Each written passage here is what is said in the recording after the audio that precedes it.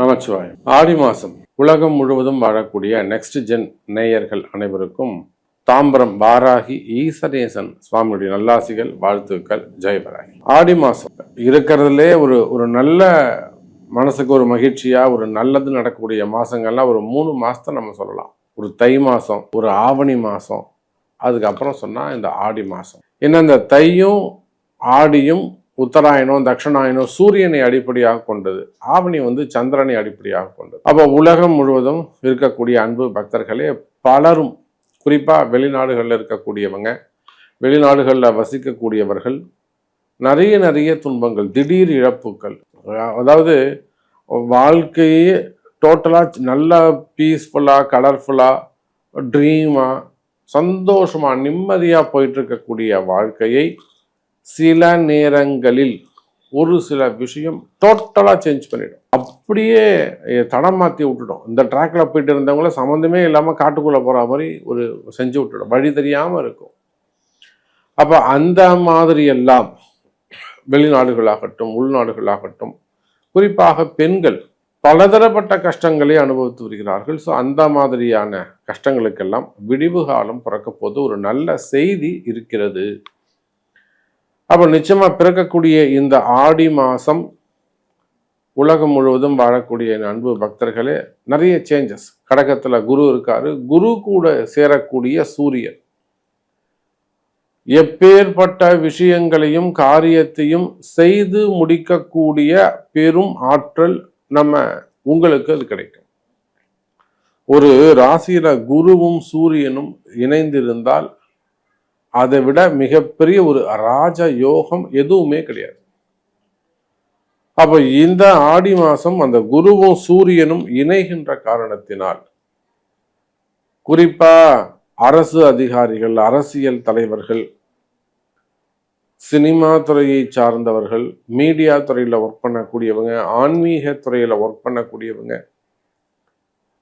குறிப்பா அரசியல் நண்பர்கள், அதே போல கவர்மெண்ட் ஆபீசர்ஸ், அதாவது அரசாங்க உத்தியோகம் செய்யக்கூடியவர்கள், அரசு அதிகாரிகள், அது எந்த துறையாக வேண்டுமானாலும் இருக்கலாம்.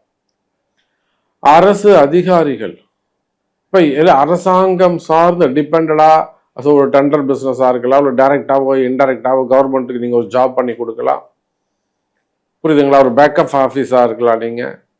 ஸோ ஐடி செக்டராக இருக்கலாம். அப்ப நீங்க யாராக இருந்தாலும் சரிதான், அரசாங்க துறையில் இருக்கக்கூடியவர்களாக இருந்தால் உங்களுக்கு ஏதேனும் சங்கடங்கள், ஒரு பிரச்சனை, ஒரு தலைபோற பிரச்சனை, ஒரு வீண்பிழையமான ஒரு தலைகுனிவு, என்னால முடியல சாமி, எனக்கு எப்படியாவது காப்பாத்துங்க, வேலை போயிடுமோன்னு பயமா இருக்கு, அல்லது எது இங்க நடந்துருமோன்னு பயமா இருக்கு, இல்ல ஒரு எதிரி இருக்காங்க நம்மள உள்ள போட்டுருவாங்களோன்னு பயமா இருக்கு, சிறை தண்டனைகளாக இருக்கலாம், விசாவாக இருக்கலாம், என்கொயரியாக இருக்கலாம், அது விசா சம்பந்தப்பட்ட பிரச்சனைகளாக இருக்கலாம், ரினிவலாக இருக்கலாம், மெயினா செய்யாத குற்றங்களுக்கான தண்டனைகளாக இருக்கலாம். அப்ப இதெல்லாம் இருக்குமே. ஆனால் இந்த மாசம் அந்த குரு சூரியன் தொடர்பு ஏற்படுகின்ற காரணத்தினால் நீங்க ஜெயிக்கிறதுக்கான வழி உண்டு. அப்ப நீங்க ஜெயிக்கிறதுக்கு என்ன செய்யணும்?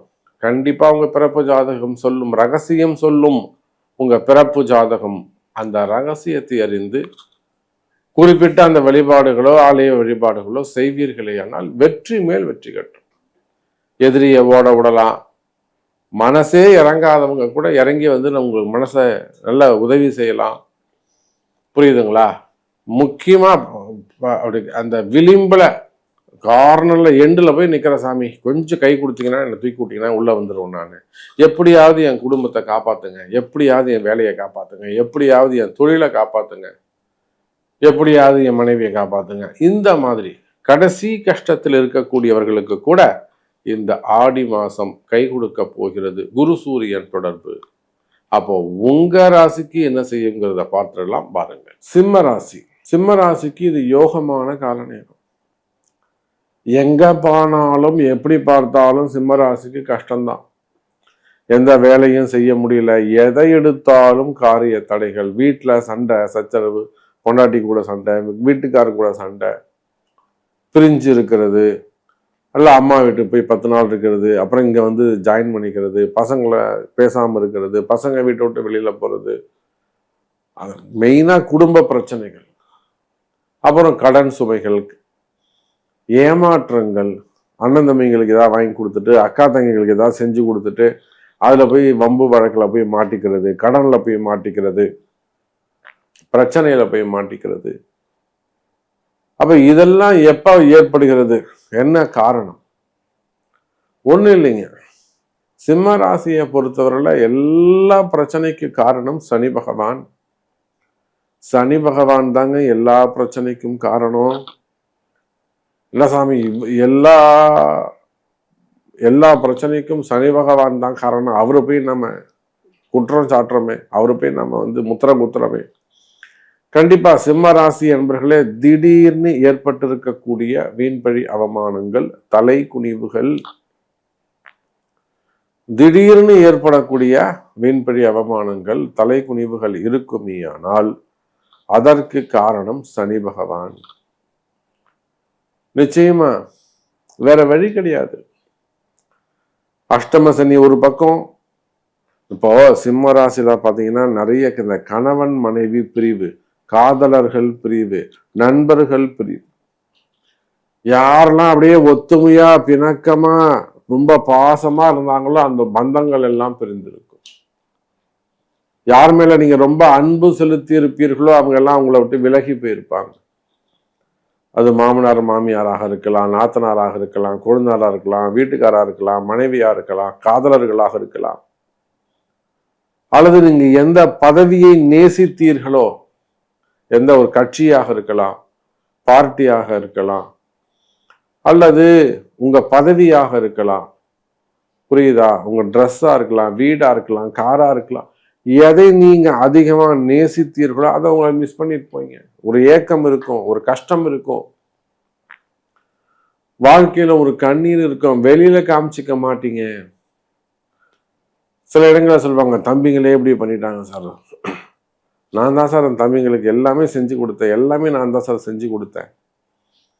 பசங்களுக்கு வளர்த்து விட்டு, சின்ன பசங்க வளர்த்து ஆளாக்கி கொண்டு வந்து தொழில் கற்றுக் கொடுத்து, நான் என் கை காசை விட்டு என் பொண்டாட்டி நகைலாம் வச்சு தம்பிக்கு கல்யாணத்தை பண்ணேன் சார். என் பொண்டாட்டி போட்ட ஒரு 100,000 நகையை எடுத்து அடமானம் வச்சு வித்து தம்பிகளுக்கு, என் தம்பி தானேன்னு கல்யாணம் பண்ணேன் சார். அவன் இப்படி மாறிட்டான். இன்னைக்கு நான் ஒண்ணுமே இல்லாம வாடகை வீட்டுல இருக்கேன். இன்னைக்கு எல்லாத்தையும் ஏமாத்தையும் வாங்கிக்கிட்டான்.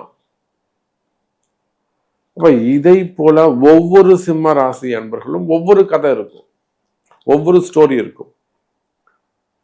இதெல்லாம் ரிவெஞ்ச் ஆகுது. இப்போ சிம்ம ராசி என்பவர்களுக்கு கஷ்டம் துன்பம்னு இருக்குனாக்கா அதற்கு காரணம் அஷ்டம சனி. பிரிவு அப்படின்னு இருக்குன்னா அதுக்கு காரணம் ராசியில் இருக்கக்கூடிய கேது.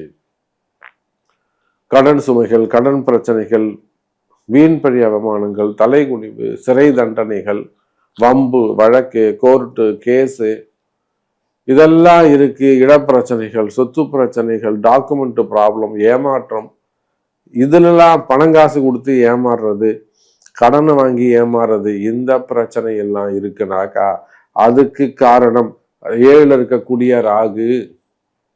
அப்ப 3 பக்கமும் சனி ராகு கேதுன்னு 3 பக்கமும் சிம்மராசியை வச்சு செய்யறாங்க, மொத்தமா செய்யறாங்க. அவன் அந்த கசாப்பு காடகாரன்ட்ட மாட்டின கத்தியும் அந்த கரியுமாக கொத்தி கொத்தி கொத்தி கொத்தி சிம்மராசியை டேமேஜ் பண்றாங்க. மனவேதனை, மனக்கசப்பு.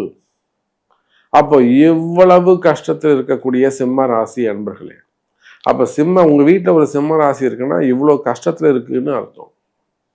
அப்ப நீங்க உண்மையிலேயே உங்க கணவர் மீது இல்ல உங்க தெரிஞ்சவங்க மீது பாசம் வச்சிருப்பீங்கன்னா அந்த சிம்ம ராசியை நீங்க காப்பாற்றணும்னு நினைச்சீங்கன்னாக்கா அதற்குரிய தர்மங்களை செய்ய வேண்டும். தர்மங்களை செய்தால் கர்மா போகும், செய்த பாவங்கள் தர்மத்தினால் விலகும்.